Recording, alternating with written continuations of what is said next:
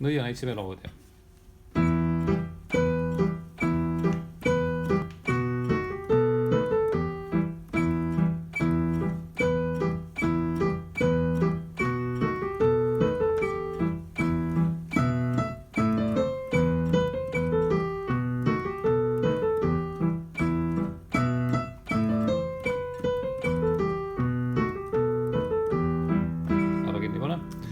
Algus väga lihtne.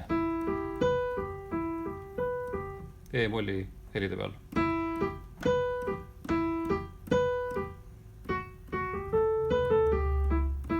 Vaadake, teil on 5 sõrme, siin on 5 nooti selles meloodias.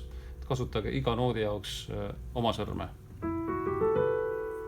Nii, see oligi A osa. Nüüd B osa läheb E-st ülevalt.